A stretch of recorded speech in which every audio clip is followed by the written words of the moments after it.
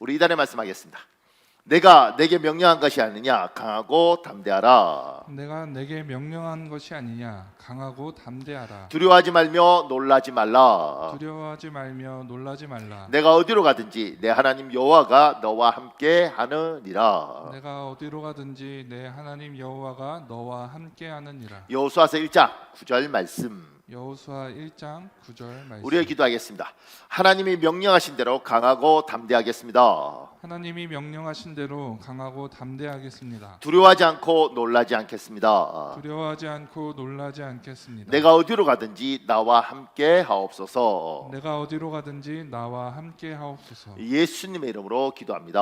예수님의 이름으로 기도합니다. 하나님이 여러분의 기도에 반드시 응답하여 주실 줄 믿습니다. 아멘. 감사합니다. 제가 이렇게 글을 시작했습니다. 신앙이란 성경에서 말씀하는 하나님을 지성적으로 그리고 체험적으로 알고 그 하나님을 정서적으로 사랑하는 것입니다. 이것이 바른 신앙입니다. 그래서 우리는 하나님에 대해 잘못된 지식을 가지고 그것을 바탕으로 하나님을 믿고 그것을 가르치며 전파하는 사람을 이단이라고 부르며 경계합니다. 이단은 누구냐? 하나님에 대해서 오해하고 잘못 알고 그걸 믿고 그렇게 신앙생활을 하고 그걸 전파하는 사람을 이단이라고 이야기해요. 그럼 이단이 아닌 우리는 뭐냐? 하나님이 어떤 분인지, 하나님이 일하는 방법이 뭔지, 하나님에 대해서 날마다 배워가면서 하나님을 제대로 아는 것. 그래서 그걸 머리로 알 뿐만 아니라 체험적으로 알고, 그래서 이 하나님에 대해서 야, 진짜 내가 이분을 사랑할 수밖에 없겠다. 이분 정말 매력적이다. 그래서 정서적으로 사랑하는 겁니다. 머리로 알고 몸으로 알고 가슴으로 살아가는 거예요. 이것이 깊어지는 것이 신앙이 깊어진다고 이야기하는 겁니다. 조금 더요. 신앙생활에서 하나님이 일하는 방식을 이해하는 것은 아주 중요합니다. 하나님이 일하는 방식은 관계입니다. 하나님은 하나님과 관계없던 어떤 사람을 선택하십니다. 그리고 하나님은 그 선택한 사람과 특별한 관계를 맺습니다. 예를 들면 주종관계 또는 부자관계나 부녀관계, 목자와 양의 관계 등입니다. 하나님은 하나님과 특별한 관계를 맺은 사람을 통하여 하나님의 목적을 이루어 가십니다. 예를 들면 하나님은 모세와 주종관계를 맺습니다. 그리고 모세를 통하여 이스라엘 민족을 이집트로부터 탈출시킵니다.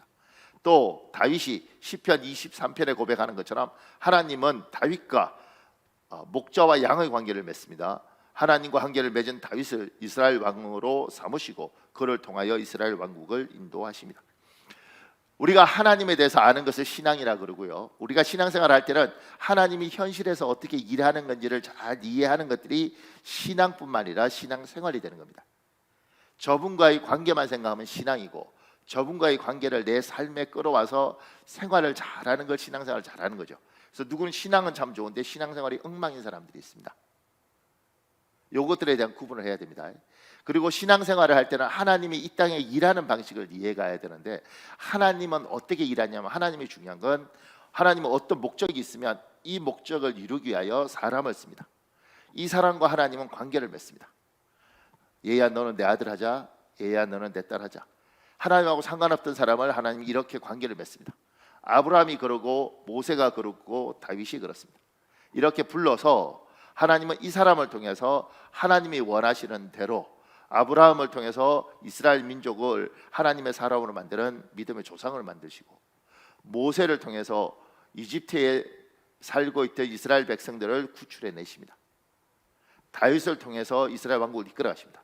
그러니까 하나님은 사람을 통해서 일하고 이 사람과 하나님의 관계가 굉장히 중요하고 하나님은 이 관계를 통해서 이 관계를 맺고 이 사람을 통해서 일을 하십니다. 여기 하나님 일하시는 거예요. 그러니까 하나님이 여러분과 저도 우리를 부르실 때 우리하고 관계를 맺는 거지 않습니까? 너 내 아들 하자, 너 내 딸 하자 이렇게 관계를 맺으시고 관계를 맺은 이 사람을 통해서 하나님은 어떤 목적이 있으면 이 사람을 통해서 일들을 이루어 가시는 거예요. 하나님은 이렇게 일을 해 가시는 거죠. 여기에 대한 이해력을 가져야지 하나님이 나를 부르셨구나. 내하고 관계를 맺으시구나. 관계 맺은 나를 통해서 하나님 뭔가 하시고 싶어 하시구나. 이게 뭐지? 날 통해서 뭘 하고 싶으시지? 왜 부르셨지? 이런 목적을 생각하는 거예요. 밑에 조현영이라는 사람이 쓴 글이 있습니다. 목사님. 나는 어느 교회의 집회에 참석했다. 미국에서 오신 한 흑인 목사님이 인도하는 집회였다. 뜨거운 집회의 열기 속에 어머니와 우리 남매는 하나님의 은혜를 구하는 기도를 드렸고 간절한 마음으로 집회 기간을 보냈다. 집회 마지막 날 그 흑인 목사님은 하나님의 뜻에 따라 성도 한 명 한 명을 강단으로 불러내어 구체적인 예언 기도를 해주셨다. 나도 예언 기도를 받고 싶었지만 그날 집회에 참석한 성도가 너무 많아 전혀 기대를 하지 않았다. 그런데 기적처럼 목사님과 눈이 마주쳤고 그분은 나를 가리키며 강단 위로 올라오라고 하셨다. 세상에 태어나 단 한 번도 제비뽑기 같은 것에 뽑혀본 적이 없는 나로서는 신기할 따름이었다. 나는 조금도 지체하지 않고 강단 위로 올라가 목사님 옆에 섰다. 교회 안에 있던 모든 성도의 눈이 일제히 나에게 집중되었는데 그들의 얼굴에는 조금 전 나처럼 부러운 기색이 역력했다. 잠시 후 목사님은 나를 위한 예언 기도를 시작하셨다. 영어를 알아듣지 못하는 성도를 위해 통역하는 분도 따로 있었다. 사랑하는 나의 아들아, 내가 너를 택하여 사용하길 원하노라. 순간 가슴이 벅차올랐다. 하나님의 택하심을 입은 특권을 누리게 된 것에 감사를 드렸다. 나는 마음속으로 하나님, 저를 택해 주셔서 정말로 감사드립니다 라고 속삭였다. 목사님의 예언은 계속 이어졌다. 두려워 말라. 나는 너와 지금까지 함께 해왔고 앞으로도 항상 너와 함께 할지니라. 내가 나를 고독한 싸움을 할 때 나는 너와 함께 가슴 아파했고 내가 나 때문에 눈물을 흘릴 때 너와 함께 눈물을 흘렸단다. 질끈 감은 내 눈에서는 눈물이 흐르기 시작했다. 하나님을 위해 세상을 멀리하려고 노력했던 학창 시절이 뇌리를 스쳤기 때문이다. 체험적인 신앙생활을 실천하기 시작했던 고등학교 시절, 나는 세상과 구분된 삶을 살기 위해 따돌림을 감수하고 세상 친구들과 거리를 두고 지냈다. 하나님을 믿고 따르면서 지칠 때도 있고 고독한 싸움을 해야 할 때도 많았다. 그러나 나는 하나님을 믿었기에 세상 친구들이 모두 파티에 가서 신나게 놀며 스트레스를 풀 때 조용히 집으로 돌아와 성경을 읽으며 공부했다. 그리고 세상 친구들이 술집에 가서 수다를 떨며 우정을 다질 때 나는 이를 뿌리치고 내 방에 홀로 남아 찬양을 들으면서 외로움을 달래야 했다. 이때도 하나님이 나와 함께 계셨단 말씀을 들으니 가슴속에 자리 잡고 있던 응어리가 풀리는 듯 한없이 눈물이 쏟아져 내렸다. 내가 너에게 아비의 마음을 주리라. 너는 억눌린 나의 많은 자녀를 품을지어다. 너를 그들에게 꿈과 희망을 주는 축복의 통로로 사용하기 원하노라. 너는 나를 증거하는 책을 쓰게 될 것이며 그 책을 읽는 나의 자녀들 또한 내가 축복의 통로로 사용할지니라. 너는 전 세계를 돌아다니면서 나를 증거할 것이니라. 너를 통해 많은 사람을 구원하리라. 내가 너를 통해 요셉과 다니엘처럼 민족을 구원하는 역사를 일으키기 원하노라.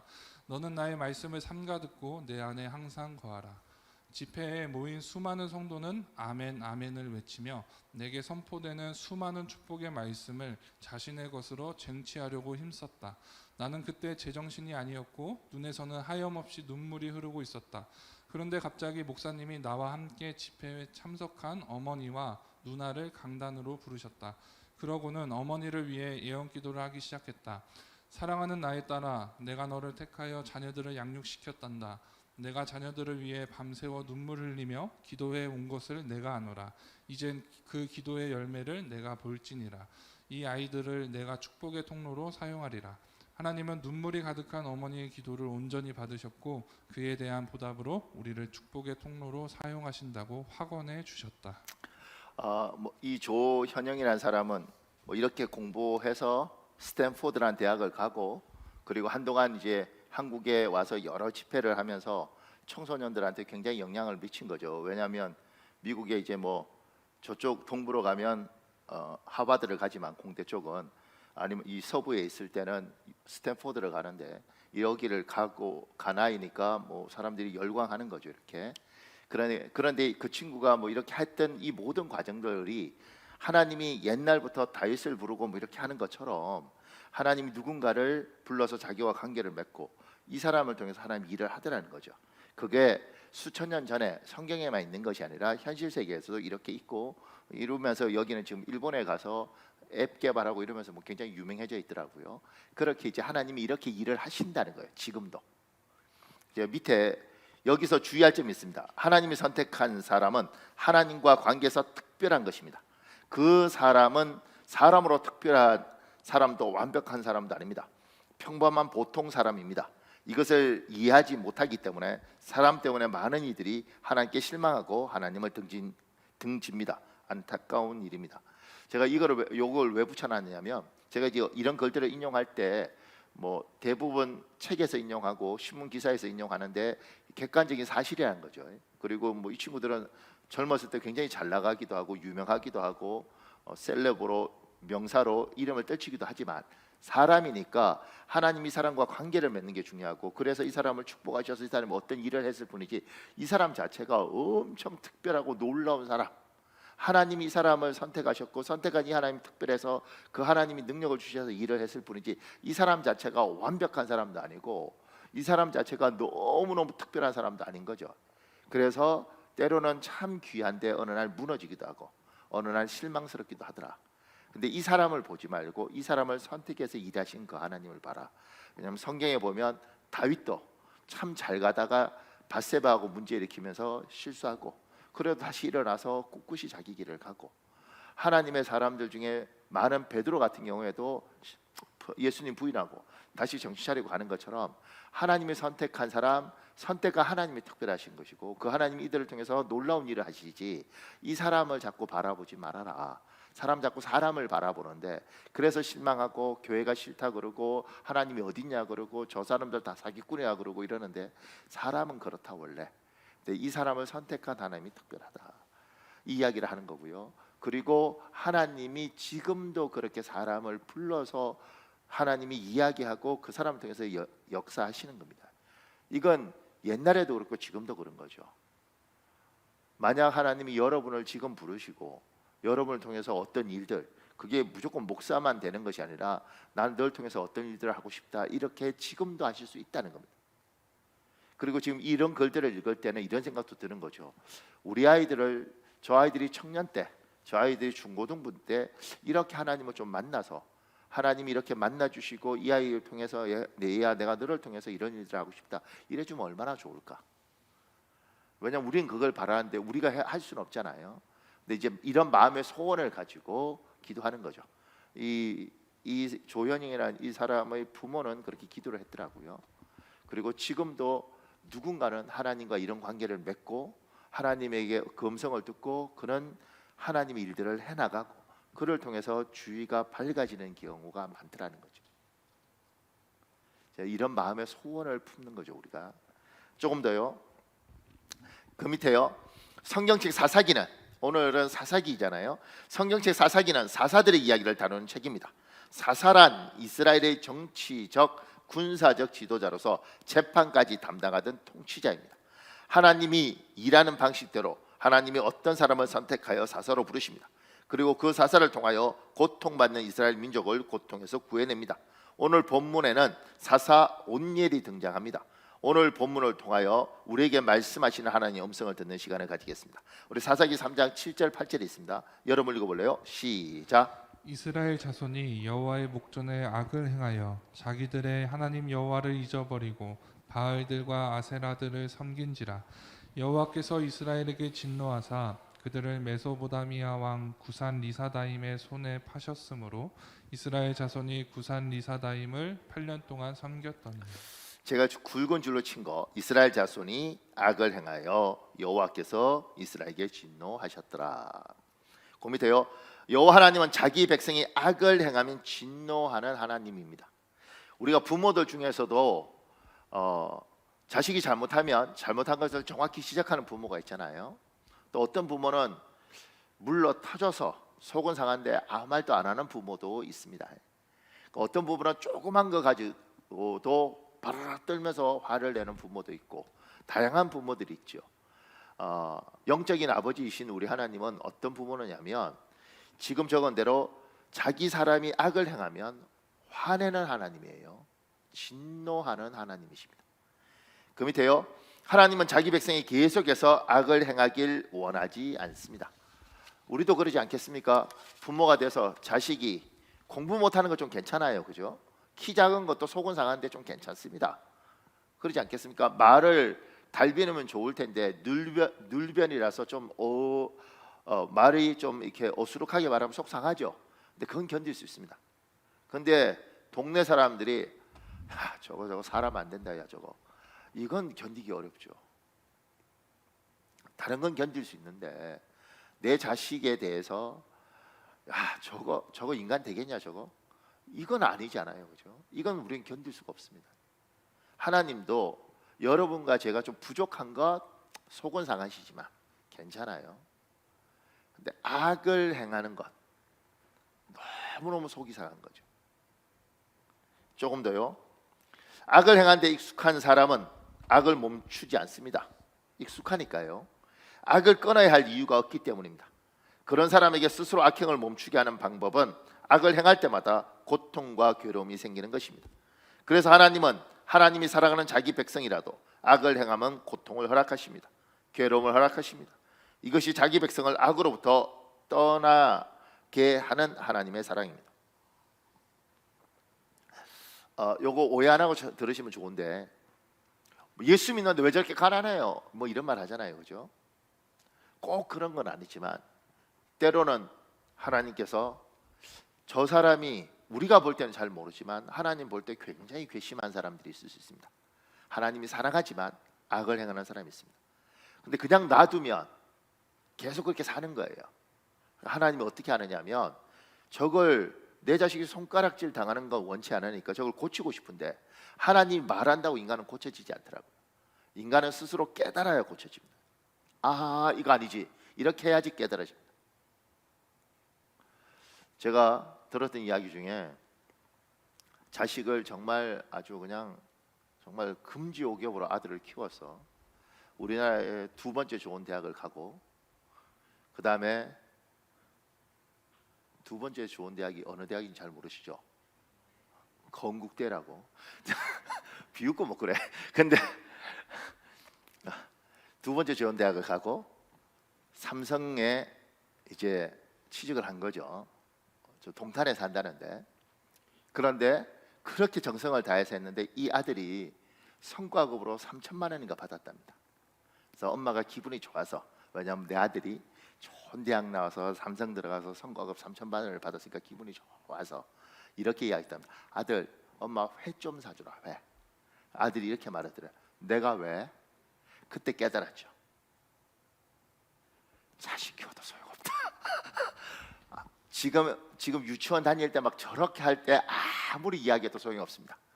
자식 다 그렇게 키워도 소용없어. 그냥 막 키워도 돼. 이래도 소용없습니다. 근데 지금처럼 내가 왜? 이 말 들을 때 확 깨닫죠. 말해도 소용없어요. 언제 깨달아요? 자기가 몸으로 느낄 때 깨닫죠. 하나님이 사람을 어떻게 고치시는가? 하나님이 하지 말아라. 예배 시간 하잖아요. 그러지 말아라. 듣나? 안 들어요. 그래서 하나님의 사랑하는 백성인데도 불구하고 예수 믿으면 잘 돼야지 이렇게 사람들이 말하지만, 다 그런 건 아니지만 예수 믿어도 힘든 사람들이 제법 많더라고. 근데 우리는 처음에는 몰랐죠. 왜 힘들까? 근데 가만히 보니 그가 행하는 악이 있더라는 거죠.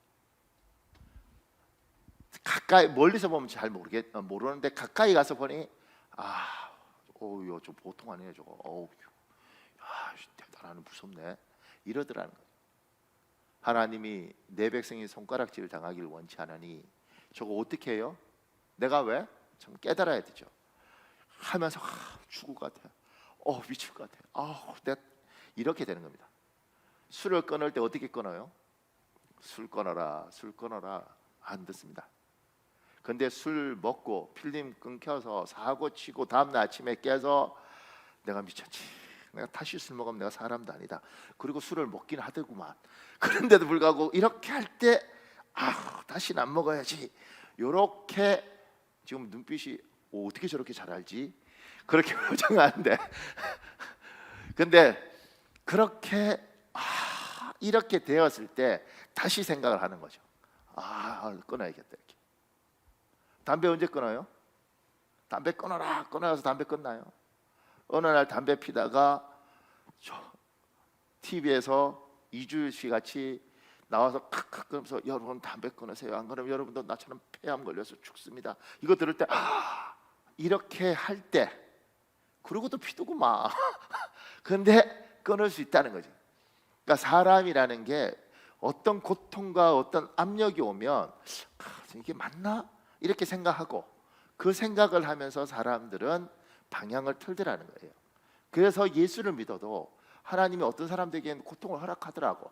모두가 그런 건 아닌데 90%는 그러지 않으면 하나님의 사람이 손가락질을 당하니, 하나님이 자기 백성이 손가락질 당하는 걸 원치 않는 거죠.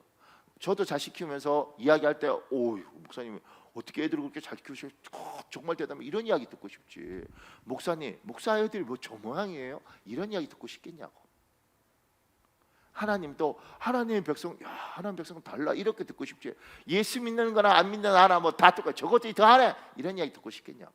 그래서 하나님이 자기 백성들에게 연단을, 고난을, 힘듦을 허락하는 거죠. 그 밑에요.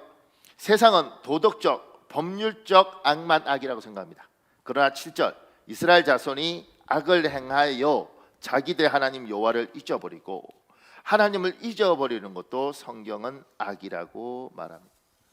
하나님을 잊어버리는 것, 요렇게 표현하니까 잊었다니까 완전히 잊은 게 아니고요, 요건 하나님과의 관계가 먼 걸 이야기합니다.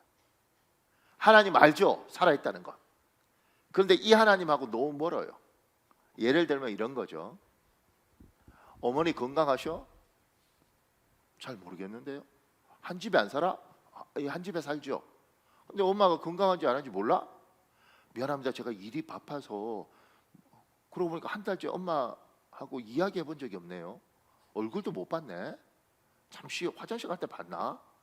관계가 먼 거예요. 장모님 어떠셔? 우리 장모님 지금 진짜 대단하십니다. 오늘 아침에도 운동하고 오셨습니다. 아니, 장모님 저 지방에 살지 않아? 지방에 사시죠. 근데 어떻게 그렇게 잘 알아? 매일 15분씩 제가 자식처럼 통화하고 그렇습니다. 관계가 먼 것과 가까운 것. 여러분과 제가 교회 집사가 되고 장로가 되고 목사가 돼도요, 거리에 멉니다. 하나님 음성을 언제 들은지 모르고, 하나님 앞에 언제 정말 예배하고 기도하고 저분을 높인 줄 전혀 없는 사람도 있습니다. 누군가는 이스라엘 백성이 하나님을 잊었더라, 이 말이 하나님을 예배한 적이 언제인지 몰라. 하나님 믿어? 예. 언제 하나님 예배했어? 글쎄요, 몇 달 전에 예배했나? 하나님 생각하긴 해? 생각을 하죠. 언제? 글쎄요, 생각하지 않겠어요? 제가 요새 일이 하도 바빠서. 하나님하고 멀죠. 이걸 뭐라고 하냐면 악이라고 이야기하는 거예요. 하나님을 알되 그를 영화롭게도 하지 않고, 이게 악인 거예요. 그래서 우리가 다른 종교하고 달리 날마다 예배하고, 날마다 기도하고, 날마다 찬송하고, 하나님과 거리가 먼 것, 잊었다는 걸 이렇게 표현하는 겁니다. 거리가 먼 걸 악이라고 이야기합니다. 나는 하나님과의 거리가 뭔가 가까운가.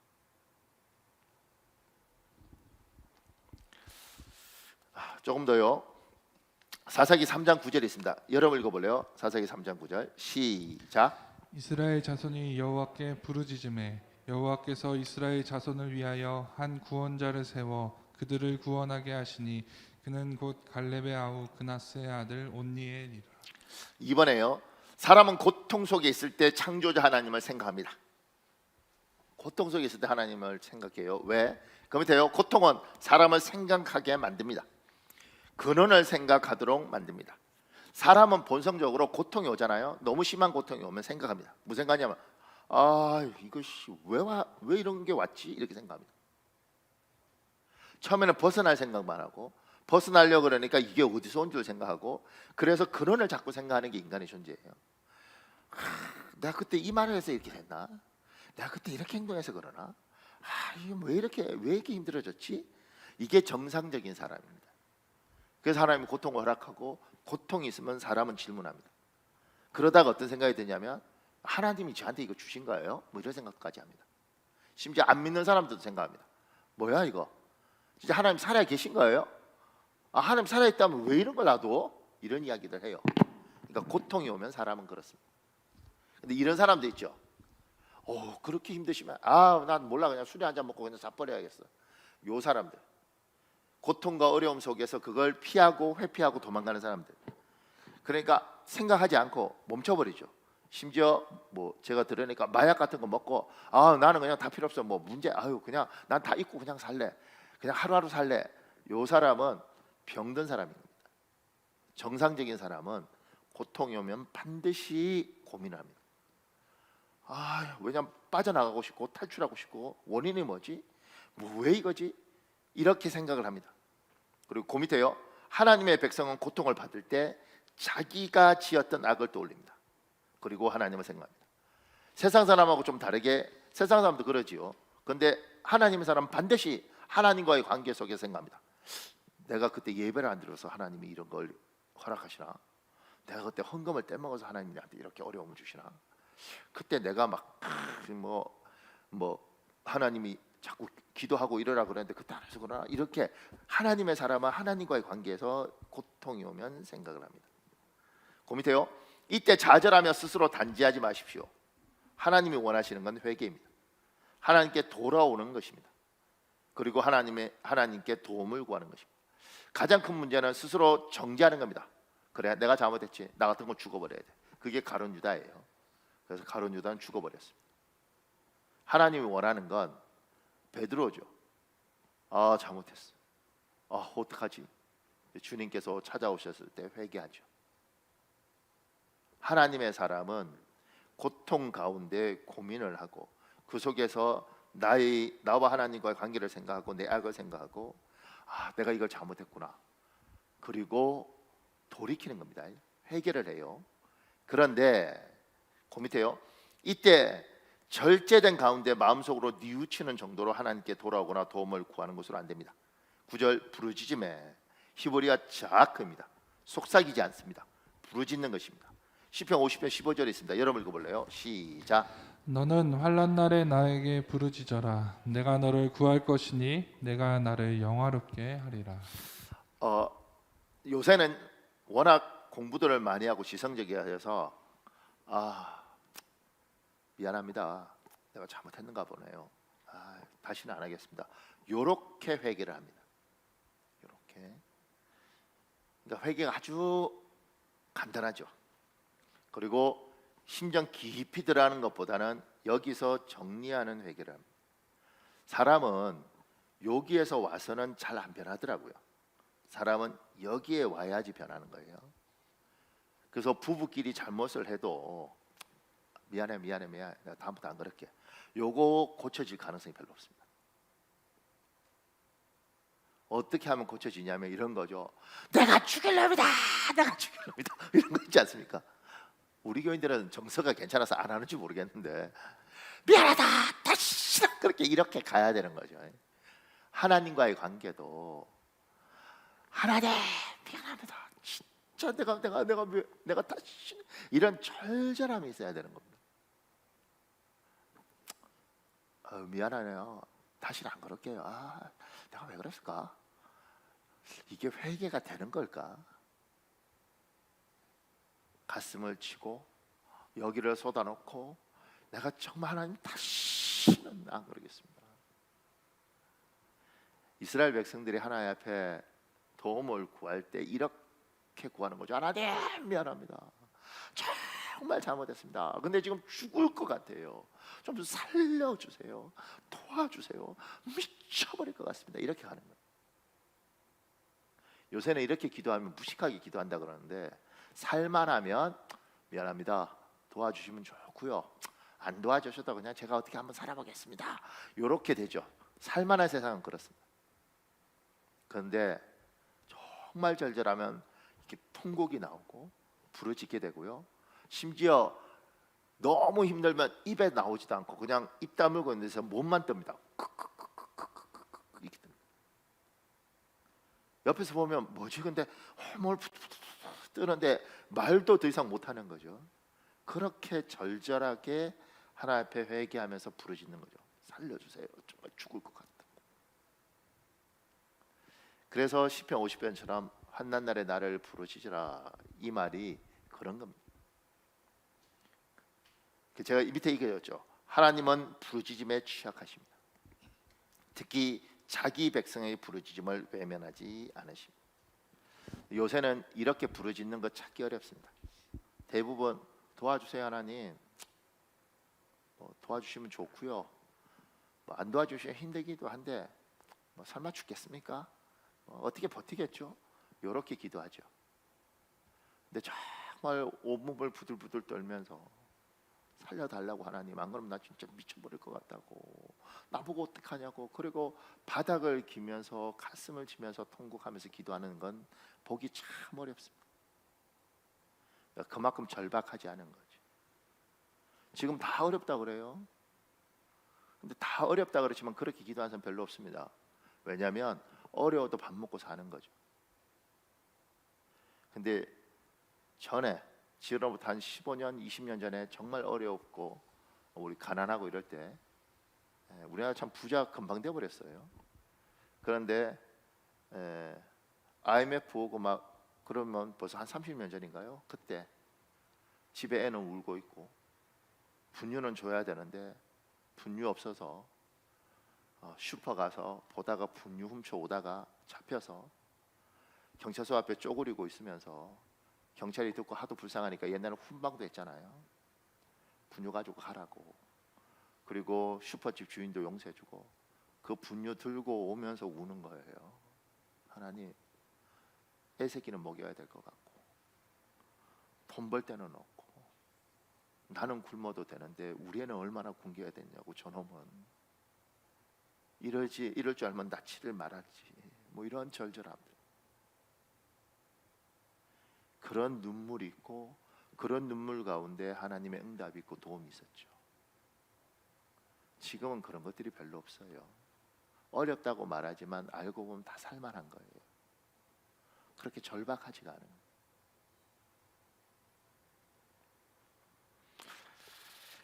조금 더요. 그 밑에 사사기 3장 9절이 있습니다. 여러분 읽어볼래요? 시작. 이스라엘 자손이 여호와께 부르짖음에 여호와께서 이스라엘 자손을 위하여 한 구원자를 세워 그들을 구원하게 하시니 그는 곧 갈렙의 아우 그나스의 아들 온니엘이라. 3번에요. 하나님이 항상 일하셨던 방법대로 사람을 선택하십니다. 온니엘입니다. 온니엘을 사사로 세우십니다. 그리고 온니엘을 사용하셔서 메소포타미아 왕 구산 리사다임의 압제에서 이스라엘을 구원하십니다. 그 밑에요. 온니엘은 영적 유산도 현실적 자산도 모두 풍부한 사람입니다. 온니엘은 신앙이 좋은 가문에서 태어났습니다. 당시 이스라엘 백성의 정신적 지도자는 두 사람입니다. 여호수아와 갈렙입니다. 온니엘은 갈렙의 동생입니다. 다른 기록에는 갈렙의 조카라고 기록된 곳도 있습니다. 분명한 것은 온니엘은 영적 지도자 갈렙과 가까운 혈연 관계입니다. 근친혼이 가능했던 당시에 온니엘은 갈렙의 딸 악사와 결혼하여 갈렙의 사위도 됩니다. 목사님 이게 뭐 동생이에요, 조카예요? 이거 따지는 사람이 있는데 성경을 나온 기록만 보면 동생인지 조카인지 정확하지가 않는 거죠. 그래서 어떤 기록에는 동생으로 되어 있고 어떤 기록에는 조카로 되어 있는데 요게 붙여서기를 요렇게 읽느냐 요렇게 끊어서 읽느냐에 따라 차이가 나는 거예요. 그래서 이렇게 해석을 할 때 이런 오해가 있는 겁니다. 어쨌든 갈렙 집안 사람이고 굉장히 사람들에게 인정받던 신앙적으로 굉장히 좋은 집안 출신 사람입니다. 그 밑에요. 온니엘은 개인적 성품으로 용기가 넘치는 사람입니다. 여호수아의 가나안 정복 전쟁에서 기럇세벨을 쳐서 점령한 실전 경험이 있는 훌륭한 장수입니다. 여호수아 15장 16절 17절에요. 기럇세벨을 쳐서 그것을 점령하는 자에게는 갈렙의 아우 그나스의 아들 운니엘이 그것을 점령을 했어요. 기럇세벨. 그 밑에요. 하나님은 여러 가지 좋은 것을 많이 가진 온니엘을 자기 사람으로 부르셨습니다. 그리고 자기 일을 위하여 사용하십니다. 영적 유산도 현실적 자산도 많은 여러분과 저에게 하나님이 이런 요구를 하신다면 우리는 어떻게 반응할까요? 온니엘 같이 좋은 걸 많이 가진 사람들이 있습니다. 교회 안에서요 같은 예수를 믿어도 좋은 걸 많이 가진 사람이 있고 좋은 게 부족한 사람이 있습니다. 그건 태어날 때부터 공평하게 태어나지 않았기 때문에 각자 부모한테 집안에서 받은 게 다르기 때문에 그렇습니다. 태어날 때부터 누구는요 이목구비가 너무너무 괜찮습니다. 같은 남자가 봐도 야 참 잘생겼다 보고 있으면 마음이 힐링이 된다 이런 사람이 있습니다. 저는 가장 웃긴 게 여자들은 오 여기 예쁘네 그럼 여기 상처 받는다요. 그런데 여자들끼리 가장 먼저 하는 게 집사님 너무 고우셔요. 뭐 이렇게 하더라고 자기들끼리. 내가 그러면 왜 목사님 저 사람한테만 하세요 이러는데 자기들끼리는 그렇게 해도 괜찮은가 봐. 그래서 제가 보죠. 그러니까 사람이 인물이 좋은 사람이 있고 목소리 좋은 사람도 있습니다. 키가 크고 몸 자체가 멋있는 사람도 있습니다. 사람 다 다르게 태어납니다. 그런데 그 좋은 자산 가지고 그 좋은 목소리 갖고 하나님을 찬양하고 이러면 얼마나 좋겠어요. 그 좋은 목소리 갖고 노래방 가서 니나노 닐리리야 닐리리야 이것밖에 내가 유행가가 생각이 안 나네. 그런 거 부르면서 즐겁게 사는 사람도 있지 않습니까? 그 기름진 목소리 가지고 하나님도 찬양하고 우리 같은 사람들 앞에 쫙 이렇게 특송 같은 거 하면서 마음을 힐링시켜줘도 얼마나 좋을 텐데 그러지 않고 술집에 가서 술 먹고 자기 멋에 취해서 막 뱃삼에 묻혀? 왜 이런 거 생각나지? 제가 뭐 그런 거 부르면서 그렇게 인생 즐기는 사람도 있지 않습니까? 그렇게 살다 가는 사람, 이렇게 살다 가는 사람. 근데 저는 온니엘처럼 여러분에게 하나님 좋은 거 주셨으면 그 하나님 위해서 좀 써야 되지 않나. 그 잘생긴 인물을 가지고 그냥 어디 가서 여자 홀리고 남자 홀리고 뭐 그러면서 이 남자 저 남자 홀리지 말고 교회에서 때로는 안내도 써주고 때로는 교회 안에서 힘들어하는 상황 같은 경우도 그 좋은 얼굴 가지고 10만 가주면 같은 것도 위로받을 텐데 또 이렇게 하면 그냥 그렇게 들으면 되지. 그럼 저 같은 건 10만 못 가겠네요. 누가 뭐라 그랬나? 자기 혼자 상처받고 막 이러는데 그러지 말고. 그러니까 어떨 때는 너무 아깝죠. 그 좋은 목소리, 그 좋은 얼굴, 그 좋은 머리, 그 좋은 성격 갖고 하나님을 위해서 좀 하지 뭘. 오직 자기 자신만을 위해서 사는 사람들. 오늘 저희 사모님하고 저하고 아침에 교회 오기 전에 사모님 화양연화란 말 알아? 내가 했죠.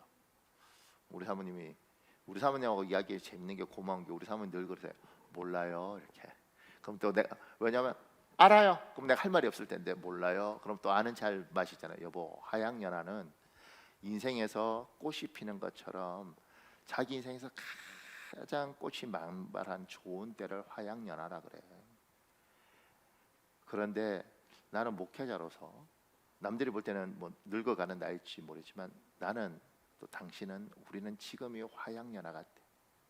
목회자로서. 요게 얼마나 가까? 한 10년 가까? 요 10년 동안 하나님 위해서 진짜 멋지게 사용하고 싶은데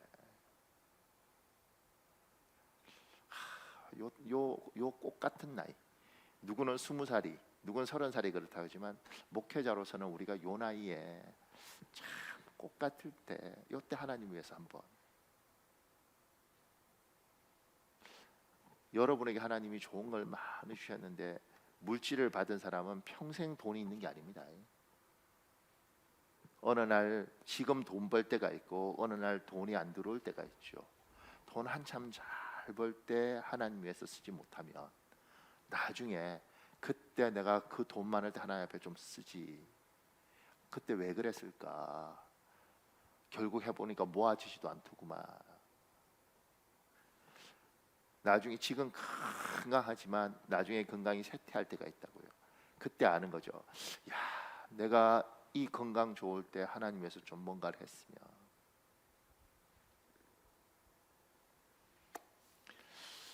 온니엘은 풍성한 사람이었고 하나님이 너 그 풍성한 거 내가 좀 쓰자 그랬을 때 기꺼이 쓰십시오. 쓰십시오. 제가요 28에 신학대학원 갔습니다. 제 나이 때는 군대 3년이잖아요. 저는 나라가 저를 너무 사랑해서 3년을 반을 툭 잘라서 그냥 1년 반만 하라 그래서 1년 반만 했는데 모르시는군요. 이게 무슨 말인지.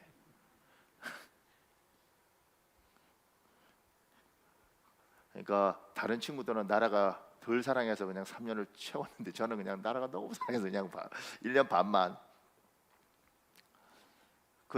그러니까 이제 대학 졸업하고 군 마치고 이러니까 26이더라고요. 그때는 3년 하고 나면 보통 27, 대학 졸업해서 27이나 28 되면 첫 직장을 잡고 직장 잡고 1년 후 되면 28, 29 됐을 때 결혼을 했어요. 저희 시대는. 근데 그때 28 정말 좋은 나이 때 하나님이 저한테 그러시더라고요. 네 좋은 나이에 네 인생을 내한테 바치면 네가 이 강남에서 이렇게 사는 것보다 내가 훨씬 잘해주지 않겠냐. 그거보다야 내가 못해주겠냐. 저는 이렇게 좀 잘해주겠다 이렇게 하는 것보다 하나님 이렇게 말씀하셨다고 저는 생각해요. 내가 그거보다 너한테 못해주겠냐. 가장 좋을 때 너를 바쳤으면 좋겠다. 그래서 28에 신학대학원을 들어갔어요. 가장 좋을 때 하나님은 우리에게 좋은 걸 주셨을 때 어느 날 우리에게 이 지혜도 없어지고 이 돈도 없어지고 이 건강도 없어졌을 때 그때 하나님 위해서 뭔가 좀 해드릴 걸. 그러지 말고 이때. 아직도 여러분에게는 건강이 있습니다. 아직도 힘이 있습니다. 아직도 직장 생활하면서 물질을 벌고 아직도 누군가를 만나면 논리적으로 말할 수 있습니다. 이때. 그 밑에요. 사사기 3장 10절 여러분 읽으십시오. 시작.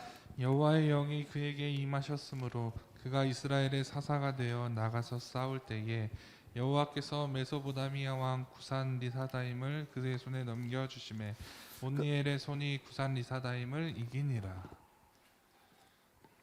그 밑에 동그라미 2번에요. 온니엘이 사사가 되어 이스라엘을 구하기 위하여 싸우러 갈 때 하나님은 사사 온니엘에게 여호와의 영 성령을 부어 주십니다. 그 밑에요. 하나님의 사람은 하나님 일을 할 때 내 힘만으로 하면 안 됩니다. 하나님의 도우심을 힘입어 하나님 일을 해야 합니다. 이것은 하나님 일뿐만 아니라 내 인생의 다른 일도 내 힘만으로 하면 안 됩니다. 하나님의 도우심을 힘입어야 합니다. 이것이 하나님을 믿는 우리가 세상을 살아가는 방식입니다. 그 밑에 조금 전에 말했던 그 조현영이라는 사람 글을 제가 갖고 왔는데 이 사람이 20일 금식을 해요. 자기가 너무 머리가 안 좋으니까 하나님 나 어떻게 해요? 그리고 20일 금식 기도를 하고 하나님 이 사람에게 지혜를 주십니다. 그 지혜를 붙들고 공부를 하죠. 그리고 스탠퍼드를 들어갑니다. 들어가서 너무 천재들이 많은데 하나님이 주신 지혜를 받았음에도 불구하고 주눅이 드는 거예요. 그때 하나님께 다시 매달리면서 기도하면서 이 사람이 극복해 갑니다. 그런 내용이 여기 있습니다. 그러니까 여러분과 저에게 하나님이 우리를 자기 백성으로 부르시고 우리에게 알아서 네가 일해 그게 아니라 하나님 이야기하시는 거죠. 내가 능력 줄게. 그게 성령 하나님이십니다. 그리고 그 성령에게 날마다 지혜를 구하는 거죠. 그 지혜를 붙들고 우리는 하나님 의지해서 살아가는 겁니다. 하나님 불러주셔서 고맙습니다. 충성하라고 그러셔서 고맙습니다. 그러면 제가 알아서 하겠습니다. 이게 아니고요. 하나님 내가 날 불러주셨으니 하나님 내가 하나님께 도움을 구하면서 일을 하겠습니다. 그건 교회 일만 그렇게 하는 게 아닙니다. 세상에서 여러분이 직장을 주셨을 때 그 직장에서도 하나님 지혜가 필요합니다. 내가 견적을 내는 일이면 하나님 견적을 잘 낼 수 있는 능력을 주십시오. 내가 사람을 다루는 일이면 하나님 내가 사람을 잘 다룰 수 있는 능력을 주십시오. 부모면 하나님 내가 자식을 잘 이해하고 이 아이를 잘 이끌을 수 있는 하나님 능력을 주십시오. 이거 기도를 하는 거예요. 그리고 그 능력을 가지고 가정을 이루고 그 능력을 가지고 직장생활을 하고 그 능력을 가지고 내 인생을 개척해 나가는 겁니다. 하나님 앞에 날마다 지혜를 구하는 거죠. 성령의 날마다 도움을 구하는 겁니다. 그리고 그 밑에요. 사사기 3장 10절에 이야기는 여러분 읽어보십시오. 여호와 영이 그에게 임하셨으므로 라는 표현이 있고 사사기 14장 16절은 여호와 영이 삼손에게 강하게 임하니라는 표현이 있습니다. 신약에서는 성령 받으라와 오직 성령으로 충만함을 받으라가 있습니다. 지금 시대는 여호와의 영이 강하게 임해야 하고 성령으로 충만함을 받아야 할 때입니다.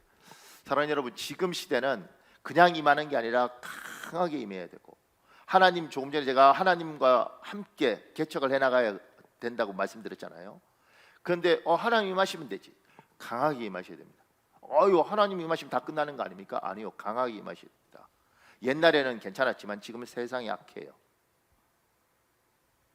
그래서 강하게 임하셔야 됩니다. 성령 받으면 되지 않아요. 그죠? 그런데 충만하게 받아야 됩니다. 미적적하게 받으면 안 되는 거예요. 목사님 왜 충만하게? 옛날하고 다르죠. 악랄한 시대에 살고 있고 사람이 강팍한 시대에 살고 있습니다. 하나님의 능력이 적당히 오는 게 아니라 강력하게 와야 되는 거죠. 하나님 능력이 변한 게 아닙니다. 이 땅이 약해졌고 이 땅이 그만큼 강팍하니까 우리에게 더 많은 능력이 필요한 겁니다. 하나님 지혜 주십시오.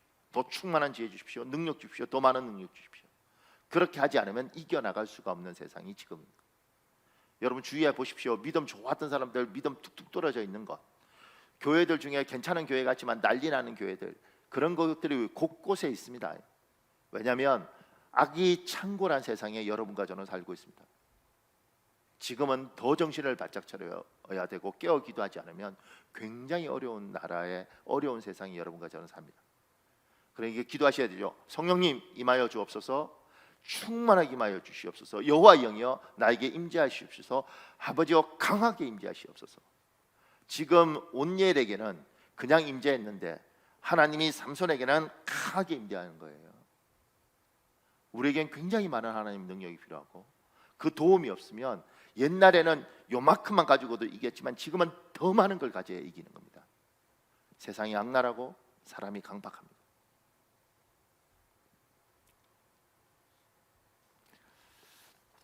제가 마지막 한 말 읽을게요. 마지막 정리하고 우리 기도할 시간이 필요한 기도하겠습니다. 신앙생활에서 하나님이 일하는 방식을 이해하는 것은 아주 중요합니다. 제일 밑에요. 하나님이 온니엘을 선택하여 놀라운 일을 하셨던 것처럼 하나님이 여러분을 선택하여 놀라운 일을 하시길 예수님 이름으로 축복합니다. 또한 하나님이 온니엘처럼 우리를 사용하고 싶을 때 기쁜 마음으로 하나님을 위하여 자신의 영적 자산, 현실적 자산을 내어드리는 우리가 되길 예수님 이름으로 축복합니다. 마지막으로 이번 주간도 하나님의 영이 강하게 성령이 충만하게 우리와 함께 하시길 예수님 이름으로 축복합니다. 사랑하는 여러분, 우리 6분만 기도할 수 있습니다. 시간에 주여 한번 간절히 부르시고요. 하나님 나에게 임하여 주시옵소서, 강하게 임하여 주시옵소서. 성령님 나에게 함께하여 주옵소서, 충만하게 함께하여 주시옵소서. 이 기도하겠습니다. 주여, 아버지 하나님 여호와여 도와주십시오.